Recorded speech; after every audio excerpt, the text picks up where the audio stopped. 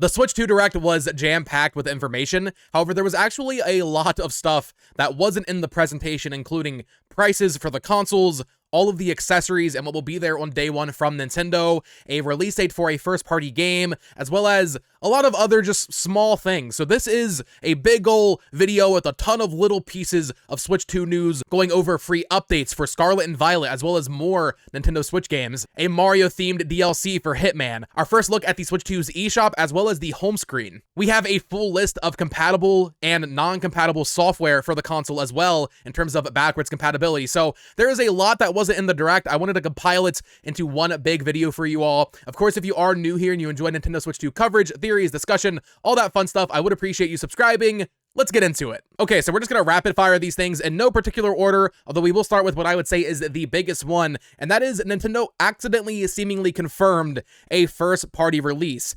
In the section where they're talking about the 3 different types of Nintendo Switch 2 games, of course referring to Switch exclusives, backwards compatible games, as well as Switch 2 editions, they had the screen of all the Switch 1 games that will be playable on Switch 2, and at the very top, it's cut off, you can see the key art for Poochie and Yoshi's Woolly World. This is a game I have been expecting to come to Switch 2 or Switch 1 for a while now, and it sounds like that will be happening. We don't have official confirmation that it's real. This, I guess, could be an error. Maybe they meant to grab the key art for Crafted World, but I really doubt it. This is a great fit as a Switch 1 game coming out later this holiday. Maybe it comes out even before that, but it looks like Poochie and Yoshi's Woolly World will make its way to the Nintendo Switch 1, likely with a Switch 2 patch or edition later this year. This one is fantastic news. On the website going over Switch 2 editions, they say here that Nintendo Switch Online Plus expansion pack members playing on Nintendo Switch will soon gain access to upgrade packs for both The Legend of Zelda Breath of the Wild, as well as The Legend of Zelda Tears of the Kingdom, allowing them to enjoy the Nintendo Switch 2 editions of these games at no additional cost. Note that you must have the base versions for these upgrades to apply,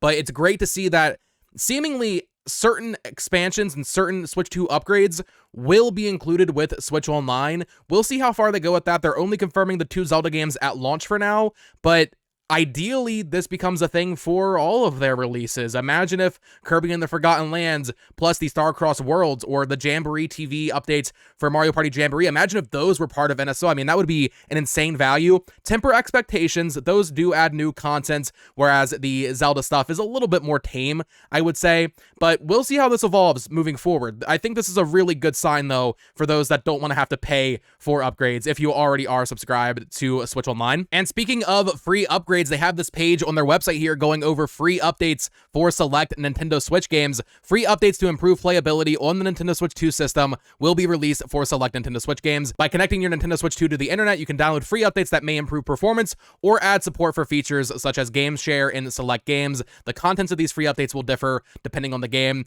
so we'll have to wait and see what this actually means for each individual game, but there are a couple here that were not shown in the Nintendo Direct. ARMS is a big one. That's really exciting to see that game get any sort of update. Captain Toad Treasure Tracker, that game has co-op, so you imagine that's for game share. Mario Odyssey, 3D World plus Bowser's Fury, we saw Clubhouse Games, Link's Awakening, and Echoes of Wisdom. Those were not shown in the Direct. That's very exciting because those are single-player games. So in updates for Switch 2, it's not a Switch 2 edition, it is just a patch, but the fact that these are getting updated basically to me confirms that this will improve the frame rate. I'm thinking about the swamp area and Link's Awakening. It sounds like they're going to fix that up. Game Builder Garage is getting an update. New Super Mario Bros. U Deluxe, Pokemon Scarlet and Violet, as well as Big Brain Academy Brain vs. Brain. Now, a lot of these I think are just for game share, but you look at Scarlet and Violet and wow, shout out to Game Freak. Those games should have never launched the way they did, but I mean, this is a 3-year-old game and we're actually going to get a patch for them. That is incredible news. We will see to what extent the patch fixes these games up,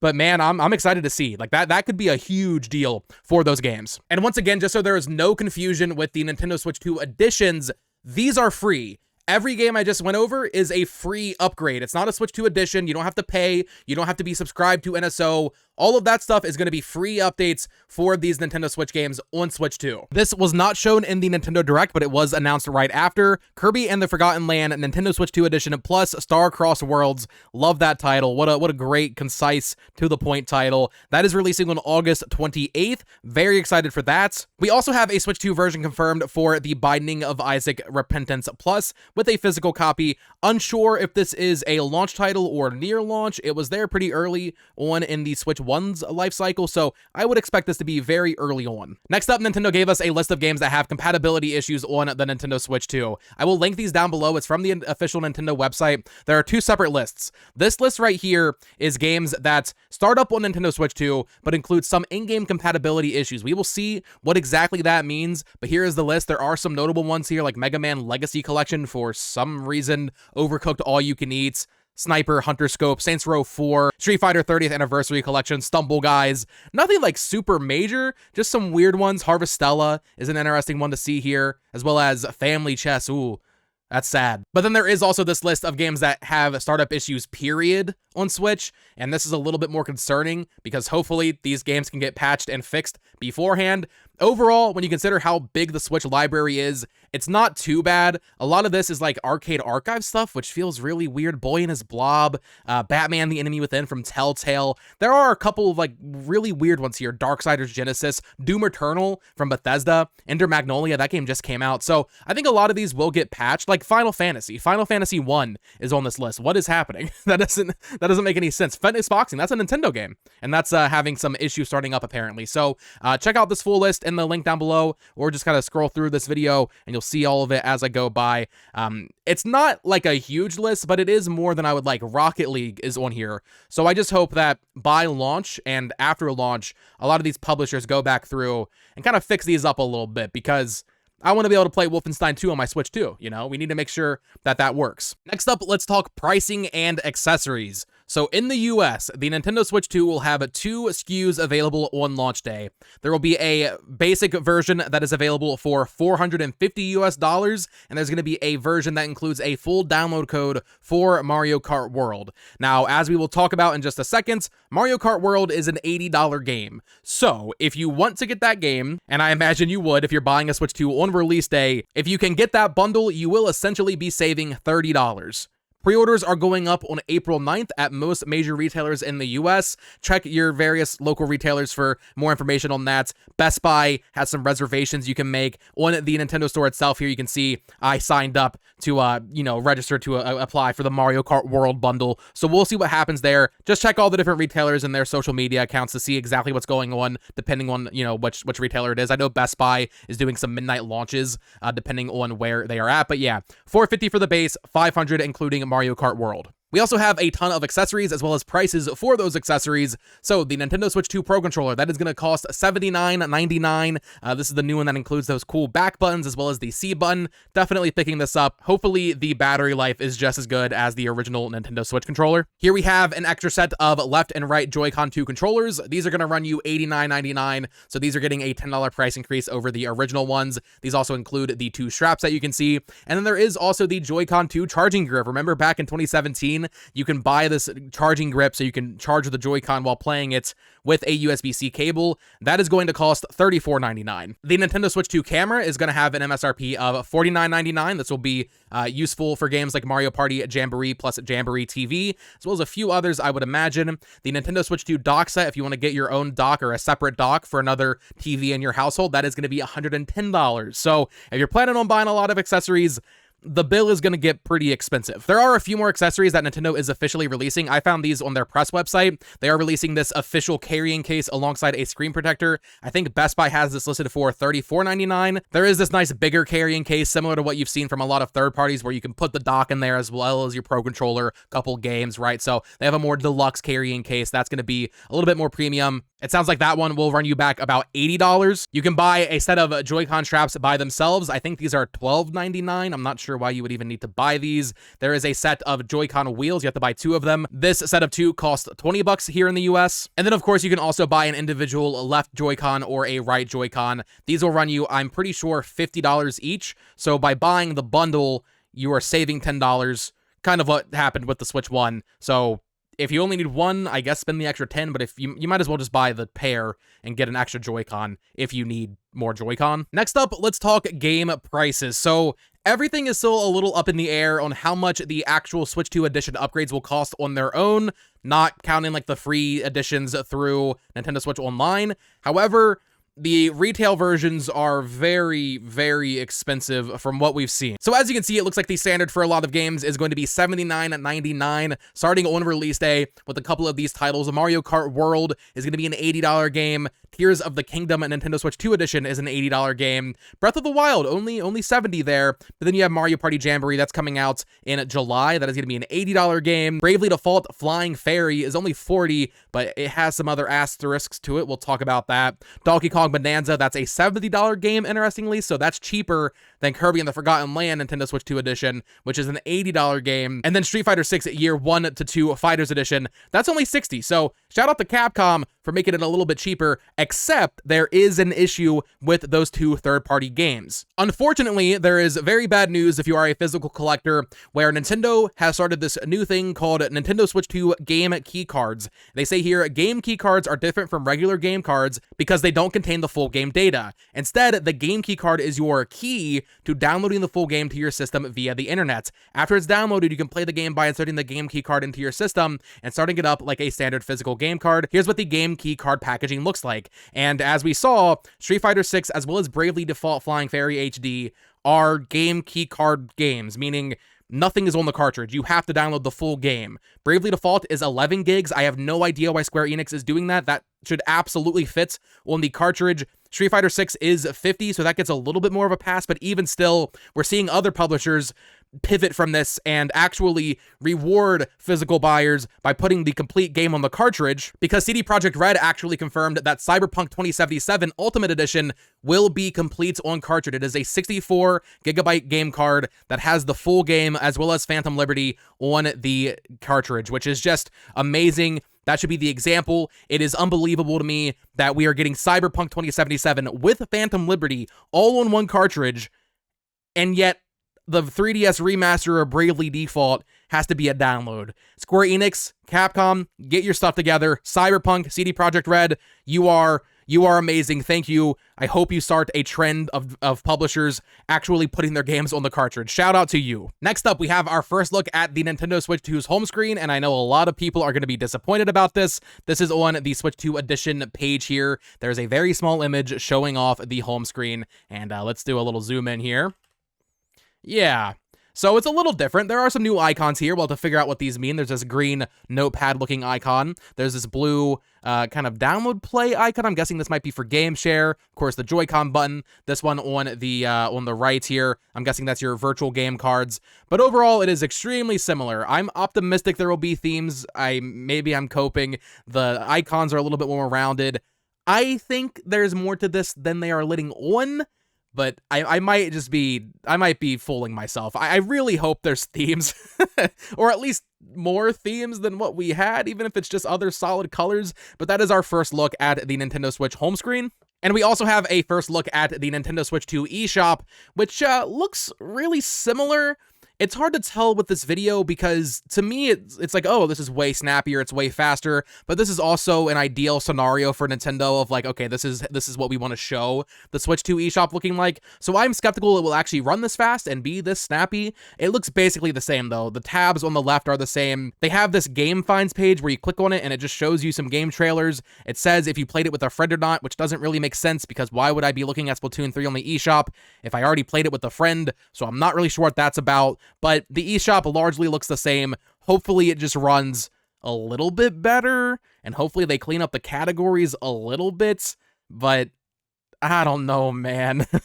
A few miscellaneous third-party items here. So the Hitman World of Assassination Signature Edition is going to come with 2 Mario and Luigi themed DLC packs. Not literally Nintendo branded, right? This is, legally distinct, I guess. But we have the Quack pack, which is the Hitman, of course, Agent 47 in the green suit with the mustache, as well as the Signature pack, which includes him in a little bit more of a red Mario themed attire. And I guess you could have a mushroom. I haven't played Hitman. I don't know what you're gonna do with that mushroom. Can you kill someone with it?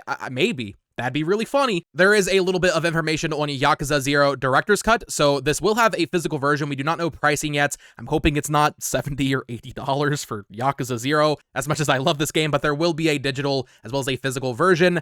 Recently, Limited Run has been handling a lot of Sega's releases, so we'll see if this goes through Limited Run.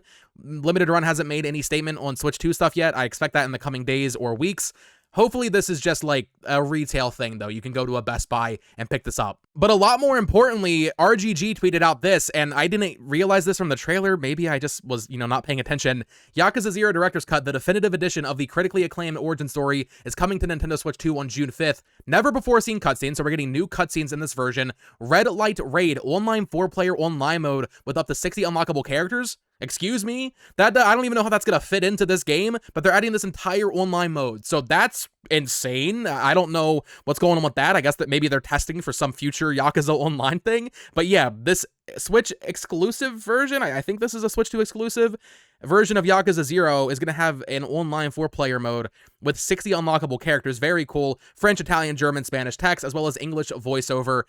So very cool. Director's Cut. Excited for this. If you have not played Yakuza, I implore you to check this game out on June 5th. There's a little bit of compatibility issues with certain things if you are carrying over from the Switch 1 to the Switch 2. Luckily, almost everything does work. All of your Switch Online controllers, your NES, your SNES, N64, Genesis, these are all going to work. However, as you can see here, the adjustable charging stand doesn't. The original Switch dock doesn't. The AC adapter, not compatible. The HDMI cable also does not work because I don't think it's HDMI 2.1. As they showed in the direct microSD cards, you need to have microSD Express. The GameCube adapter does work, which is very exciting. And then, yeah, the other stuff that you would expect. You're not fitting your Switch 2 Joy-Con into the Ring-Con, but you can connect them wirelessly to the Switch. So if you want to play Ring Fit Adventure on your Switch 2, you just have to make sure you have a Switch 1 Joy-Con. Not a huge deal. Here's a fun fact, just really interesting for those of us who are speculating on what the name was going to be for this console. Nintendo did an Ask the Developer interview for this new reveal here,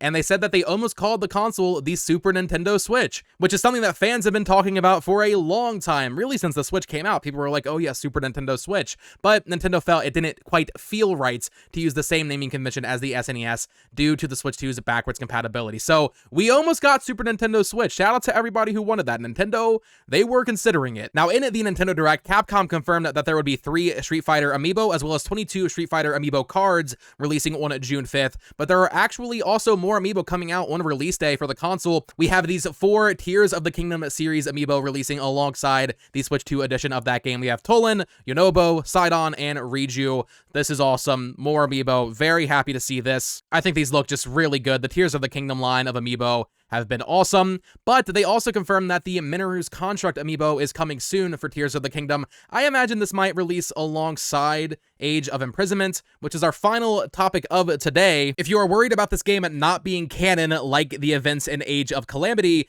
the description for it actually reads something very different than that game. They say here, quote, fans of the Legend of Zelda series and players of both Breath of the Wild and Tears of the Kingdom can experience the thrill of battle and this canonical tale featuring Princess Zelda, King Rauru, and other familiar characters. So unless they, pull the rug out from under us, this is actually going to be a canon telling of the imprisoning war and not some weird nonsense where the future has changed.